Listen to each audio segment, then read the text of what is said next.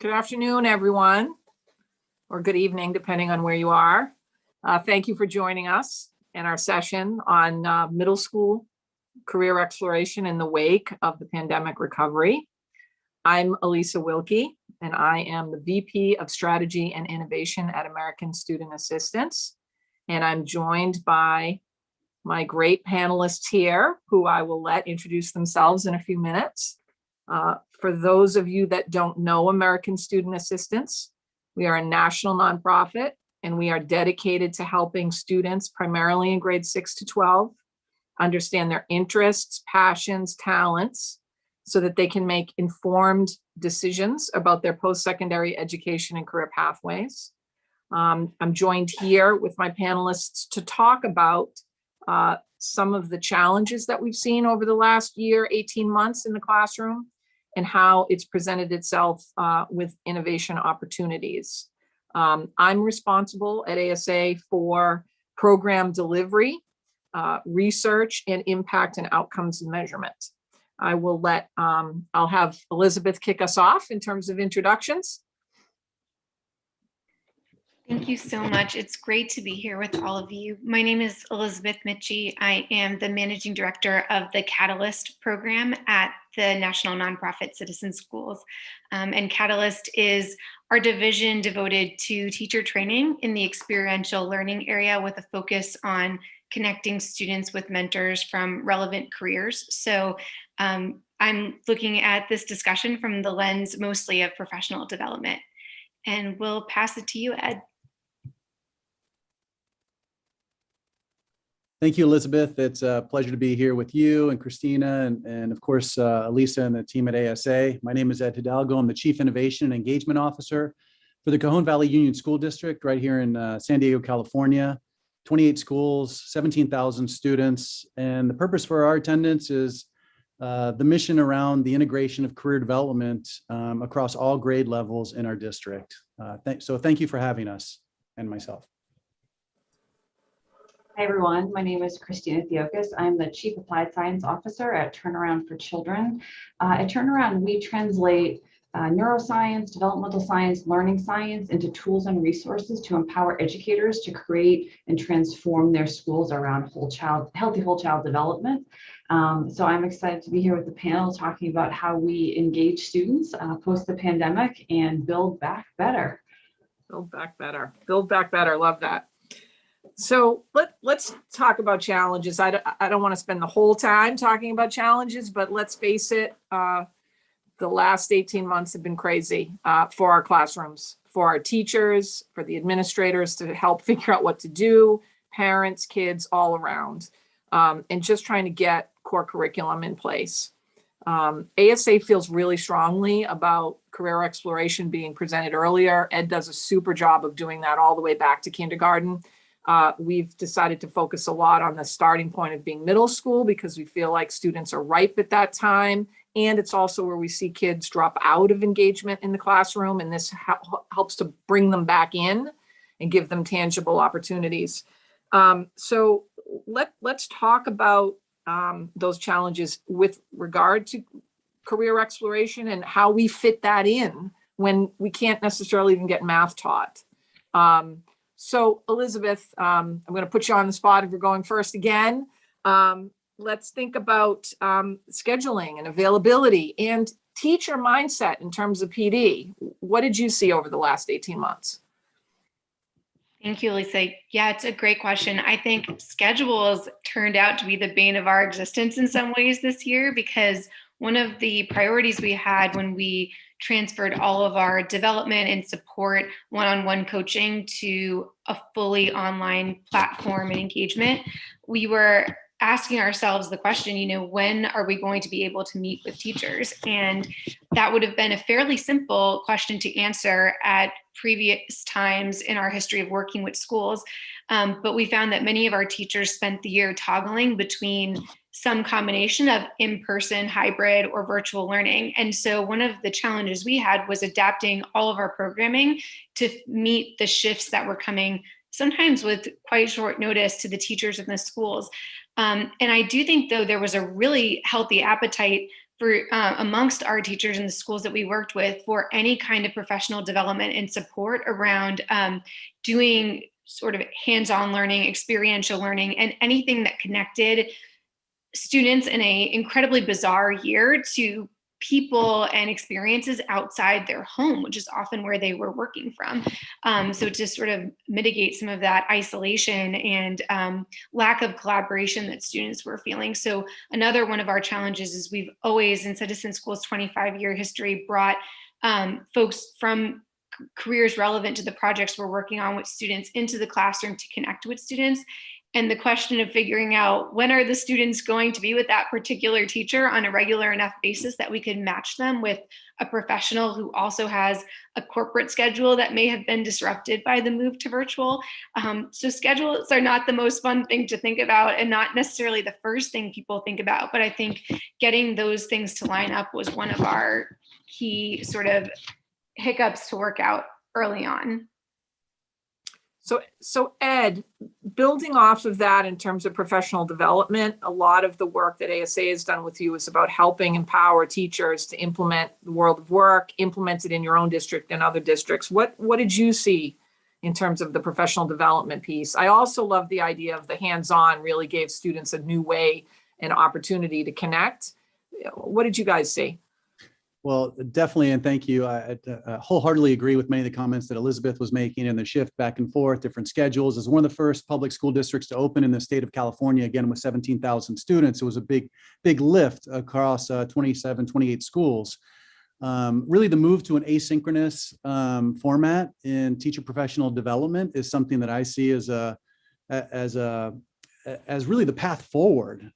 Teachers don't want to sit in a classroom in rows like many students don't. And so to give teachers bite-sized, asynchronous access to professional development in the areas that they need it, whether it's technology or curricular area, is really powerful. So for us, we're rolling out Cajon Valley 365, and it is an asynchronous professional development framework so that teachers can get what they need when they need it to be equipped and prepared to be able to do the work, whether it's in person or remotely. So I think the pandemic has just accelerated this desire of teachers to want it, to get it when they need it, what they need, when they need, and the duration they need. Did you see any challenges specifically? I mean, your curriculum is so wrapped tightly with career exploration, but did you see any teachers kind of push back and say, we don't have time for career exploration, we've got to get math taught? I think there's always going to be some of that exists within the school district environment, and it really depends on the work that you've been doing over time, because certainly career development, as we do it, which is integrated into the classroom, integrated with the curricular areas, is new for many teachers. They never had this before. So, we're on our 5th year of integration, and in the 5th year, we see this significant surge and this wave of teachers coming on board at whole new levels, because really they're starting to see the wins in other classrooms. They're starting to now have students that matriculate into their classrooms who are speaking this common language. And so the teachers are incentivized to learn the language, to have this connectivity and conversations with students based on what they've learned in the earlier grades. So it's been a powerful process over time to shift culture and pedagogy and approach to deploying the work in classrooms. So I'll say that many more teachers are fully invested than they ever have been, and it is a process. Mm-hmm. I think that, we can't go without talking about social emotional. I mean, everybody has had their moments, whether it's, professionals in the workplace, in the classroom, adults and kids. It's not been an easy couple of years. I'm saying couple of years. We're going to our second back to school in the middle of a pandemic. So Christina, talk to us about, the whole child approach and, the importance of the care and feeding of those kids first. Yeah, no, thank you for the question. I think as Liz was talking, she was talking about just incredible disruption, right? And we know that uncertainty in what each day is going to look like, in addition to serious and sustained stressors that many kids were experiencing, fear of illness, death, economic, food, housing insecurity, and then of course the racial injustice that we saw playing out across the country almost nearly every day.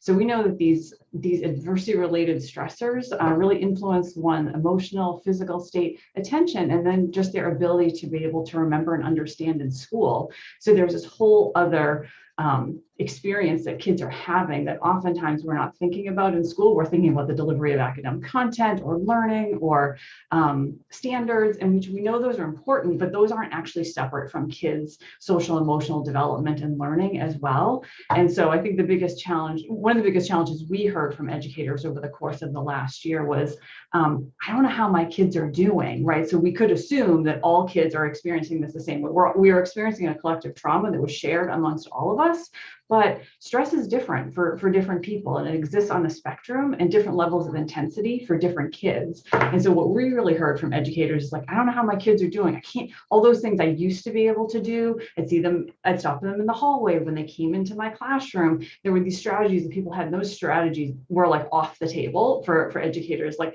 what does an engaged Zoom student look like? Or one day in person, one day out of person, they experience a kid who's different on those 2 different days because their engagement is different, like how they're engaging with us is different. So I think that was like really the biggest challenge. And I think what was so positive from that is that people were saying, like, I really care about the wellness of my kids. I want to tell them I care about their wellness as well. And so really having this whole child approach be foregrounded in how people were responding last year, and really thinking about that academic learning isn't separate from social and emotional learning. And we know that that's how the brain works. The brain doesn't have a math part and an SEL part, but it's actually all integrated. And so educators were really saying, like, let me think about how my kids are doing. Let me get that information about my kids, and then let me ground in relationships with my kids and creating rich learning experiences, but starting with who my child is, who each individual kid in my classroom is, and creating the experience from there. And I think that was really difficult with all the uncertainty. I'll say one thing, then I'll stop talking. One of the things that we did was we created a well-being index so teachers could get this information on their kids on a daily or weekly basis, just to check in with them and say, how are you doing? And then going from that point, raising their voice in that process to say, okay, how can we do this together in this really unprecedented year that we were in, a year and a half, as you said, Alyssa. Yes. Has not ended. It's not ended. So, thinking, what, and anyone can take this, what would be, there's a lot of challenges. What would be the number one thing that, kept coming up over the last 18 months for each of you? Somebody can grab that. Like, what was Elizabeth, you're saying the schedule, that was really the number one thing. Is it connecting, Christina, with the students? I mean, I've seen some crazy things on TikTok and Instagram, getting the teachers to get, is it the connection? What was the number one challenge, I think, in your mind? Yeah, I think it was like, how do I form relationships in this new way, in this new environment with kids? And how do I center those relationships in who my student is and the supports that they need? So very specific to individual students. And then, so how do I create relationships in this new environment that we're working in? And then how do I create those supports? Because all those are off the table as well. The typical way that they did it, putting kids in groups or pulling a student aside every day to do some relationship building with them, like those are different as well. So it was really thinking about how do we approach this school year grounded in relationships, and then creating those supports in a very flexible and adaptive way. So I think that was sort of the biggest challenge. And then I think, to your point, like there's all sorts of things going on out there in the space in terms of like, okay, how can we take the strategies that we used in person and move them into a different type of interaction with kids and really capitalize on those opportunities that we have, and to know that things aren't totally different, right? Like relationships and integrated supports are what kids need, and we were doing that before, and how do we transition that in this new way this coming school year? Yeah, I think I'd build off that and connect it also to something that I was saying earlier about the ways in which the coronavirus pushed forward trends that we were already seeing. So when you look at things, when I talk about something like schedule, you see it as a challenge.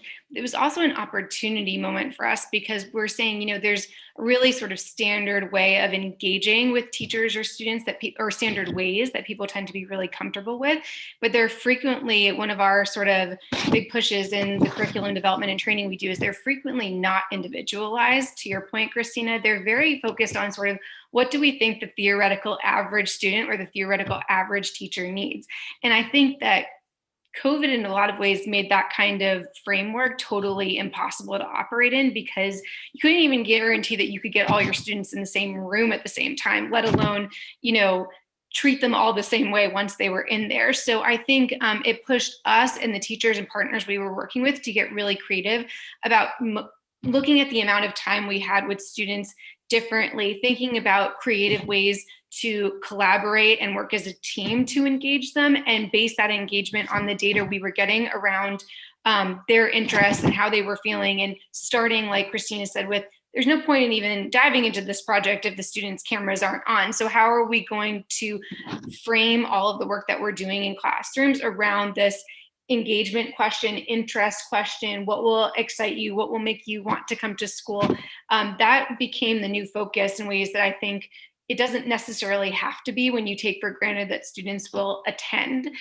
So we were able to sort of leverage this question of bizarre schedules into a question of how can we push further individualization of students' experiences. So if we know we have a student who rarely logs into a certain class, for example, because they have demands on them at home, younger siblings, for example, that won't allow them to attend this certain course and they've had an attendance problem all year, but they tend to be more available later in the afternoon. Can we set up small groups with them, other students with similar challenges at home, the teacher and one of our career mentors who maybe starts work at a different time and get them together for an afternoon small working group instead of just saying, this career mentor is assigned to this classroom at this time, and that's kind of it. If you miss them as a student, you're never going to have another opportunity to have that engagement with this career professional.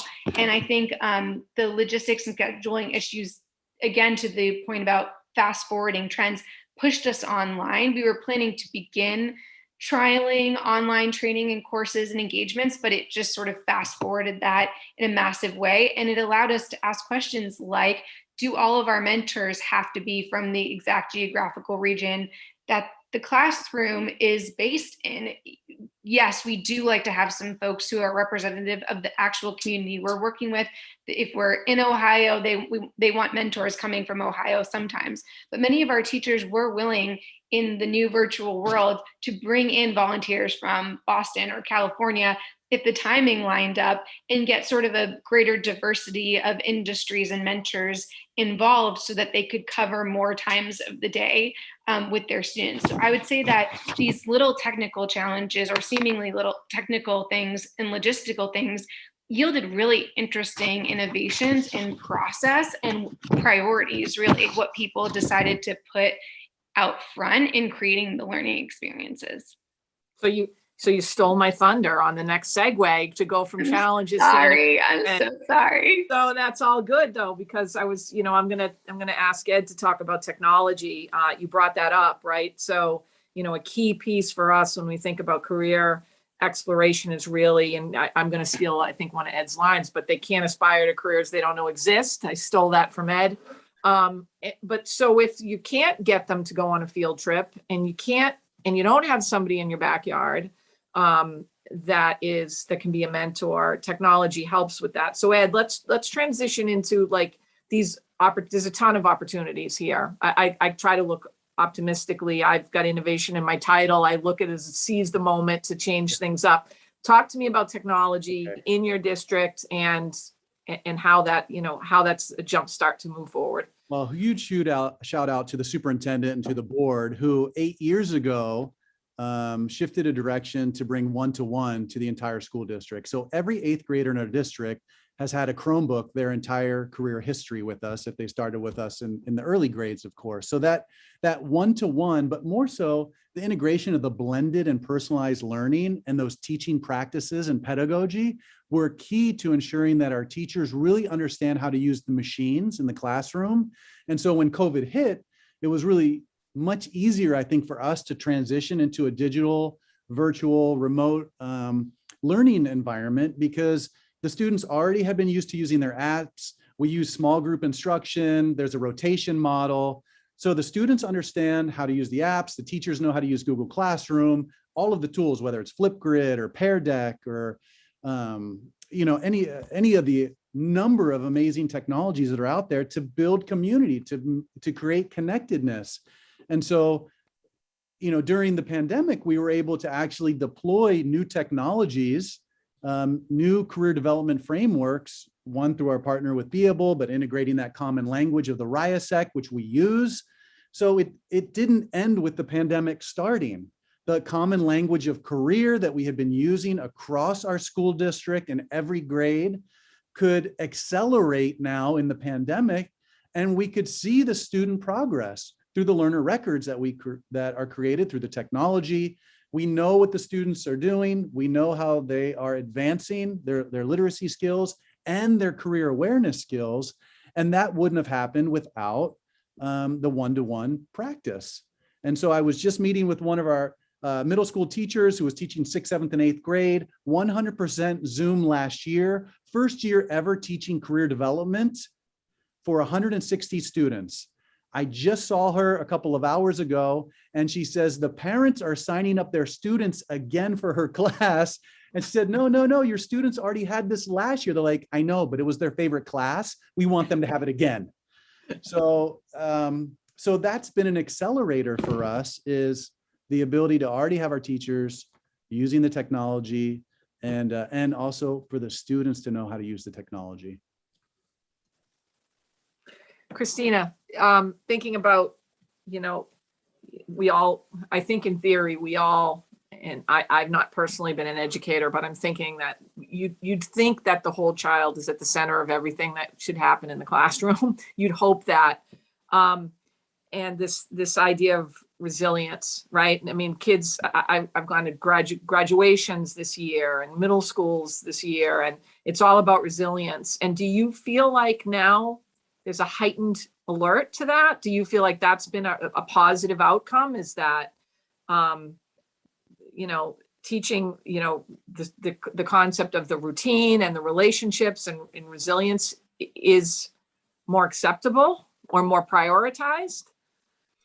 So I think there's tension around that still, right? I think the educators who are here right now are thinking about that and doing that, but I think that there's a real tension, right? So I think a silver lining of this past year is that there's a recognition that a one size fits all isn't going to work for individual students and or for individual schools, like across a district, right? So there's an idea that the local context is really important, and what are the strengths and assets that an individual school has, an individual student has, and how do we build from there? So this idea of transitioning from a deficit-based perspective and asset-based perspective is there, but unfortunately, our natural inclination is to look for deficits, think about remediating them, fixing students, creating interventions and programs. That's sort of our typical go-to. And in this space that we're in right now, the number of times I've seen in sort of all the education publications, learning loss, COVID slide, we need to accelerate, we need to fix gaps. That's a really dominant paradigm that's out there, and that we have to fight really, really hard against, to say, wait a minute, if we go and do that, that's exactly what kids don't need. That's not actually a whole child approach. That's not going to engage the kids. It's going to do the exact opposite, right? It's going to push them further away from us, push them further away from school, thinking is an important place for them to be.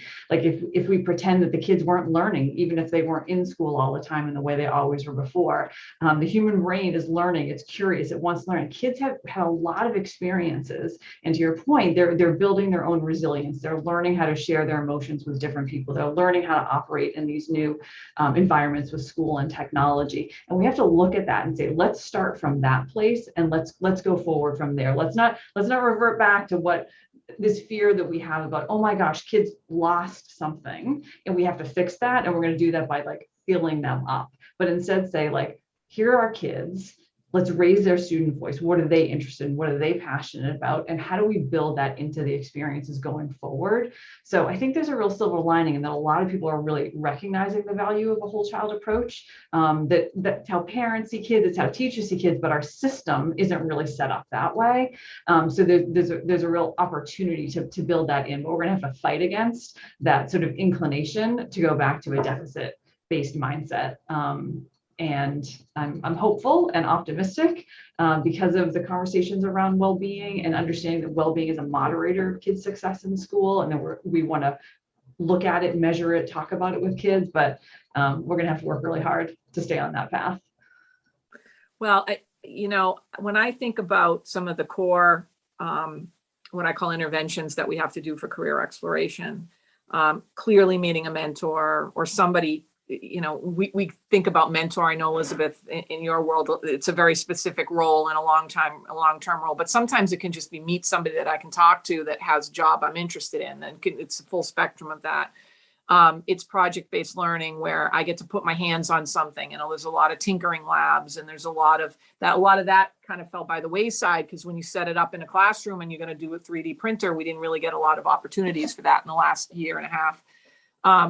But the critical component is this social emotional. I mean, I think Ed, I know in your previous life, you can appreciate that employers want students that are resilient, can build relationships, right? And the responsibility. And it's, yes, we need to teach the hardcore things, the math and the English and the history and the science, but if they can't cooperate and again, I come back to resilient, when things don't go their way, those are core competencies in my mind in terms of career exploration.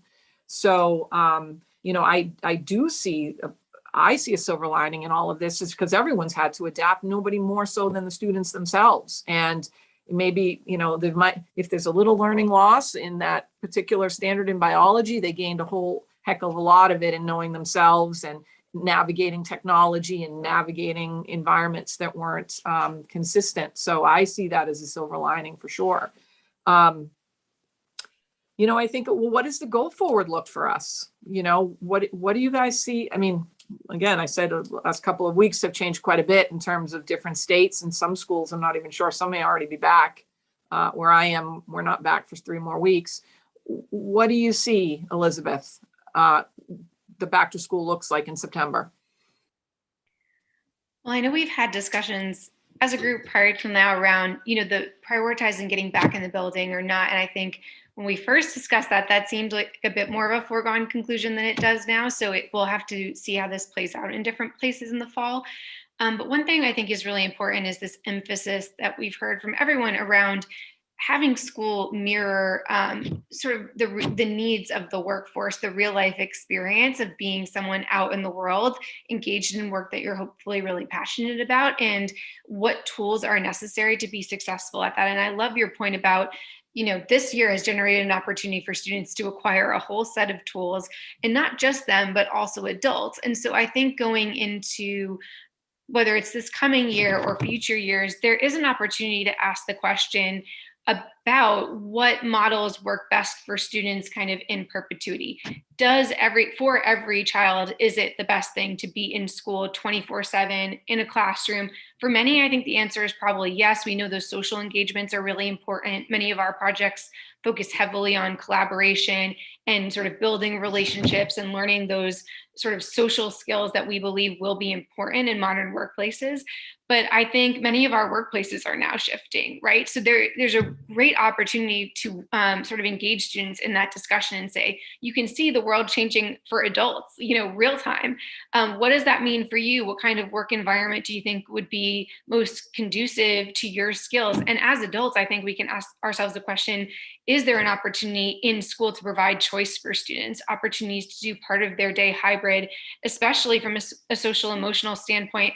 We do have students who being at home was actually better for them. Students with severe social anxiety, there are all kinds of things that make going to school in person a challenge for students. So for some of them, did this open up an opportunity to engage in a new model that will make schooling easier and more exciting for them? And in general, should we be training our students? I think it's an open question, to work in hybrid circumstances, because will many of them wind up in careers that are at least partially virtual and rely on their ability to manage their own time, get in front of a Zoom screen on time, work with people in different time zones and under different circumstances. So I think it's not a incredibly direct answer to your question, because I'm not coming down on one side or another in terms of exactly what we should be shooting for this fall. But I do think we should be considering as a sector, if we're trying to line up with the world of work, the ways in which this experience, we may not be returning to a pre-pandemic sort of environment. And so how are we going to be prepared for that, whether it comes this fall or not? Ed, what do you think? I know you guys have strong opinions about in the classroom. We do have really strong opinions, and we believe that our students should be back in the classroom. I think the remote learning was good for some students, but for the majority, they want to be back in the classroom with their friends. We have 6,000 students in Camp Cajon this summer. The parents, we've met with parents this morning, #best summer ever. They're loving the experiences that their students have had. We see a longer school day potentially in the future that integrates extended day type experiences with the academic components. Students want to be with their friends. They want to be engaging personally with their teachers, with their classmates. And it really does go back to, let's start knowing our students. Let's start knowing our students' strengths, interests, and workplace values. Of course, the world of work is changing. We're reading about it every day.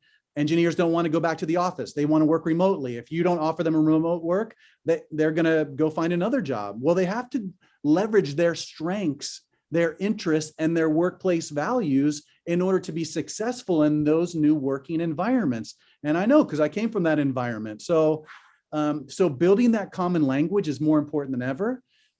It should be a community of practice, like our beautiful career exploration guide that ASA put out with Emily.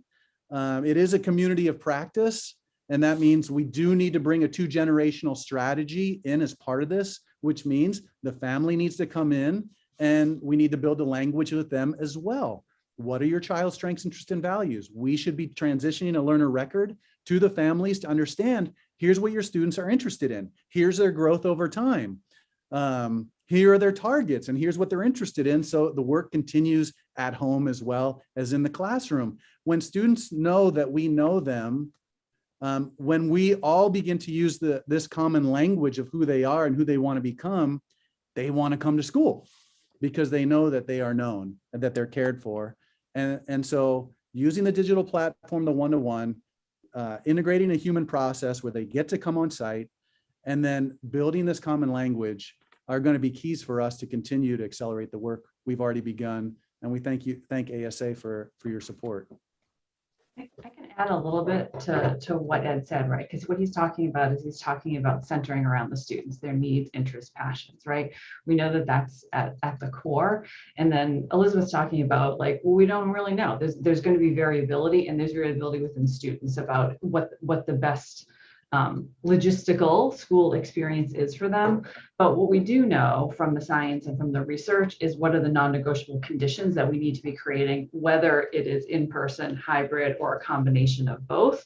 And then if there's a lot of disruption and a lot of adversity and stress, we have to sort of amp up our game in some places. But to ground and to add sort of around what Ed said, we really want to be creating developmental relationships with kids. We know educators really care about relationships with kids. We want them to transition from just a good relationship with a kid to a developmental relationship with a kid, which means sharing power with them, creating supportive developmental experiences in their zone of proximal development. So there's a difference with that developmental relationship. And then there's creating supportive environments so that we're co-creating the environment with kids. So the environment is physically safe, emotionally safe, and identity safe. Like, too often many of our kids, and particularly Black and brown kids, aren't valued in schools. You don't feel like they've been valued valued in school. And I think that's what Elizabeth was talking about, that some kids were really disenfranchised from the school setting based on their characteristics of who they were, their racial characteristics and so forth. So we really want to think about how do we create that environment that welcomes kids in all of those areas, and then how do we integrate that knowledge, skill, and mindset development into those experiences for kids. And then it's not something separate. Okay, now we do SES, now we do academics, but we actually integrate it into the relationships and environments that we're creating with kids. And then as a staff, like all the things we're talking about for kids are true for our staff as well, right? Like they're experiencing the stress and the adversity and unique circumstances for themselves. And so if we create those same experiences for the staff, one of the ways we talk about it at Turnaround is shared leadership and ownership. And it's talking about communities of practice, but like how do we create this collective responsibility for the change that we seek? Like, as a community, let's decide what our goals and objectives are for kids, and then let's come together around that and continuously improve towards that, right? We're not going to hold people accountable in year one. Like, let's look at this over the long term, right? Like this is a long game we're playing with kids, and how do we continuously improve on that over time, like kind of with a real focus and intentionality. That's great. I see that. I'm a face-to-face person as well, and I said it to Ed at the beginning, like, if we were all in person, it would have been a different set of relationships building. And I think I see the importance of that. I also love the idea that technology has opened more doors than weren't available. Like I said, you could meet somebody, you live in Ohio, and you actually can talk to somebody that lives in San Diego. And, we've seen some interesting things happen whereby, the career might not exist in your area ever. And I know there's a whole set of, you want to keep your economy going, but you also want to think about where the student really wants to be and have that opportunity. I've also seen some interesting things happen in my area here, and some work ASA has begun to work with in terms of sharing across districts. And, there might be that class or that course or that internship that isn't rooted in your district. And there's a way for a kid to participate at night. Again, maybe it's the student that needs, like you're saying, Elizabeth, that doesn't, has anxiety in the classroom, but it also could be for high performers that want that extra opportunity. And it also could be students that aren't getting the support they need in their district. And there's another opportunity to join another district or find something else online. So I think it's that mix of things that looks really exciting to me about a go forward. We never would have had that chance. Like, there's no excuses anymore. The technology's here. You guys figured out how to do it. Now it's not technology or bust, and there's no real person involved. It's that combination of things. So I like to look at it that way. I would say I feel like we're coming up on time here, and I kind of want to close with the gifts of COVID, if there is any such thing. I mean, there's been so much heartache and loss, some, really, as you said, trauma in the last 18 months. But what are the gifts that we've taken away? What if you guys had to sum up that gift? Like, what did we get in the last 18 months that we want to carry forward? Who wants to answer that for me? I can jump in because I was thinking about something as you were talking, and the things that you are describing as being different. I wanted to add one thing to what you had said. And I think the other thing is that the wall between school, out of school, and families is also very different now. Parents, caregivers were in school with kids. They were seeing what was happening. They were better understanding what kinds of experiences their kids were having. As well, the out of school time space really stepped up and said, okay, if kids can't be in person, let's use our spaces. And so then I think that wall between like kids learn in school and they play in after school is different now. No, kids are learning in all of these settings. They're learning at home, they're learning out of school, they're learning in school. And so I think that that's a real gift for us to capitalize on as well, is like, let's keep pulling those barriers down and saying, what are the rich learning experiences our kids need? How do we personalize those? How do we make them culturally affirming for kids and empower kids to lead their own learning going forward across all of these settings, and not having them be so separate from one another? So I think that's also a gift, and something we have to sort of keep our eyes on and make sure we actually take advantage of that gift that we got. Yeah, I love that. I don't know if you have time for one more, but the opportunity for us to continue with our R&D during this time, our research and development, our integration of career development, the use of the common language, and then being able to shift that into a technology platform that allows our common language to be accessible asynchronously or synchronously. And then visiting a Zoom classroom and a child says to me, Mr. Hidalgo, I'm now getting my readings based on my RIASEC letters, based on my interests, and this is making me want to read more. Hearing it once would have been great. I've heard it many, many times. And that is a complete shift, because that is ultimate personalization to that child. And that's using modern technology to know the student and provide them what they need at their level and to challenge them to continue forward on their learning progress. So that's been a gift to me, and I think to many teachers who've been experiencing it as well. I think I'll just round it out by saying I think this schooling environment doesn't have a strong reputation for being an agile industry or place. And I think this year has proven that schools and teachers and students and families can be as agile and adapt as well as any other industry. And I think we saw incredible sort of awareness on the part of the teachers we worked with that small shifts and small adjustments could be made all of the time that had big impact. And even things like having to move our trainings online and then realizing that teachers could connect with teachers across regions when they used to do these trainings in sort of very localized ways when they were in person, just opened up people's minds to what was possible, what collaboration could look like, the different things they could adjust for their students that they never would have contemplated during a regular school year. I think it's just built a huge skill set in our educators, or an awareness of a skill set that they already had, that they were incredibly agile. And now the system should support them, I think, in doing that work in new ways. That's great. That's great. I think we're at time. This has been a great conversation. I really appreciate all of you. Thank you, Ed and Christina and Elizabeth. I think hopefully the audience took something away. If you are in the audience and you want to follow up with any of us, I would encourage you to visit our virtual booth. I think that's getting put in the chat. For those of you that are live on the call will be, I believe, recorded, I think, and archived. But we do have an ASA booth if anyone wants any additional information. Again, thank you to my panelists and have a good evening. Thank you. Thanks.